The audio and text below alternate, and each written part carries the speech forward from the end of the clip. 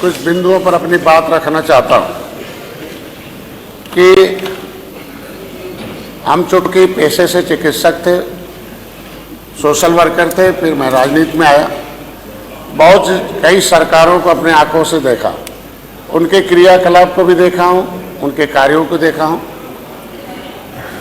कुछ न कुछ सभी सरकारें अच्छा काम करती हैं, लेकिन उसमें अच्छे और बेहतर में जो सामने आया अभी उस पर कुछ चर्चा करना जरूरी है, क्योंकि जो अभी माननीय मुख्यमंत्री जी भाषण में रख रहे थे कि किसी भी धार्मिक क्षेत्र पर, क्योंकि आस्थावान लोग होते हैं, यहाँ सभी लोग किसी न किसी विशेष धर्म से आस्थावान हैं, लेकिन उस आस्था पर टिप्पणी करके उस पर चोट लगाना, चूंकि वही आस्थावान लोग वोटर होते हैं। राजनीति अपने जगह पर, धर्म अपने जगह पर, लेकिन धार्मिक चीज़ों पर टिप्पणी करके उसे दूसरे जगह का फोटो लगाकर उसे अपने ही प्लेटफार्म से उस पर प्रचार करना, लोगों के अंदर भ्रम डालना। लेकिन ये भारत की जो छवि है दुनिया में, वो सबकी जिम्मेदारी बनती है। प्रयागराज की जो धरती है वो श्रृंगेरपुर की धरती है। कभी त्रेता में भगवान राम, सभी लोग एक धर्म से जुड़े हुए लोग हैं। रात्रि विश्राम किया, उस युग में जो प्रमाणिक दस्तावेज थे उनके आधार पर निषाद राज के किले की खुदाई हुई, 56 फुट की मूर्ति लगी, भगवान राम निषाद राज की, उसका उद्घाटन हुआ। माननीय प्रधानमंत्री जी ने उसका उद्घाटन किया 2013 में। मैं 13 जनवरी 2013 को वहां गया था, संकल्प लिया था। तब से जंगल था। पिछली सरकारों ने भी, टिप्पणी नहीं करूंगा, लेकिन पिछली सरकारों ने उसे 1977 में खुदाई कराया था। उसे खंडहर छोड़कर खुदाई में मिले हुए स्थान पता नहीं कहाँ चले गए। मैं माननीय मंत्री जी हूँ, पर्यटन मंत्री हैं, मैं उम्मीद रखता हूँ कि उस खुदाई में मिले हुए सामान को संग्रहालय बनाकर कम से कम लोगों को दर्शन के लिए रखा जाए, और कौन लोग हैं उसे किधर कहाँ किए हैं उनको एक कम से कम जांच का विषय है।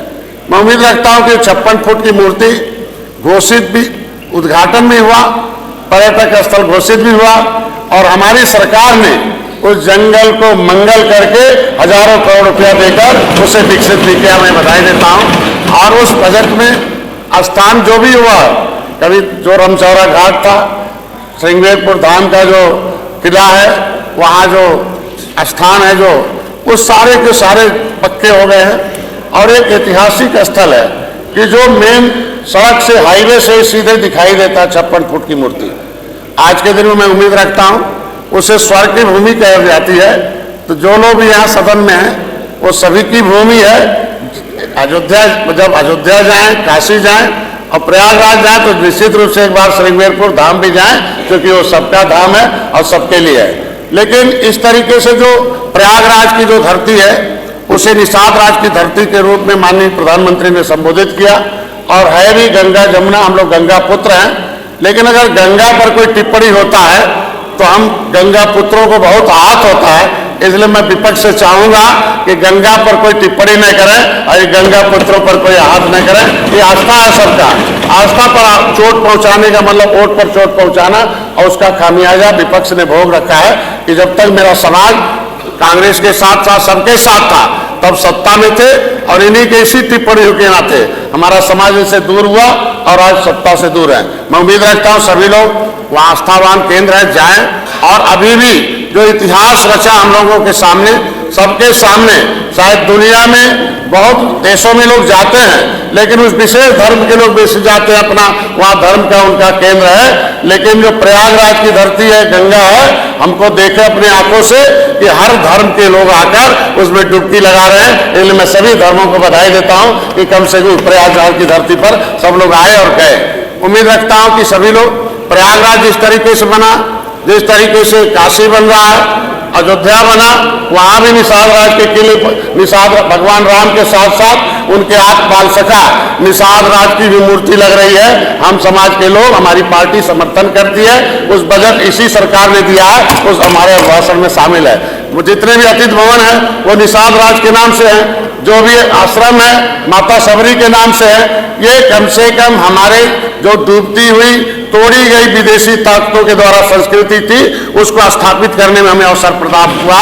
मैं अपनी सरकार को बधाई देता हूँ, इस राज्यपाल के भाषण का मैं समर्थन करता हूँ। दूसरी वही रही पीठ आप हैं अध्यक्ष जी, आपकी तरफ बहुत उम्मीद है समाज को, जो हमारे अभी राजभर भाई ने उठाया, जो समाज के लोग हम लोगों को चुन के यहाँ भेजे हैं, समाज के लोगों ने हमने समाज को जगाया, उनकी एक संवैधानिक पीड़ा है। विपक्ष ने कुछ गलतियां की हैं, संविधान ये क्रिमिनल कास्ट से प्रभावित जातियां 193 जातियां हैं, जो रोड साइड में है, पाइपलाइन में, पॉलीथीन में है, वो ट्राइबल हैं, विमुक्ति जनजाति के रूप से जानी जाती हैं, वो देश को आजाद कराने वाली जातियां हैं। अभी उनके ठेले पर जाया जाए तो महाराणा प्रताप का चिन्ह मिलता है, उनसे पूछा जाए भाई क्या दोष है, तो उन्होंने कहा मेरे मुगलों के लड़ने के नाते उन्हें हमें उजाड़ा है, और राणा प्रताप ने लड़ा था, उनका साथ दिया था, हथियार बनाया था, इसलिए उजाड़ा गया था।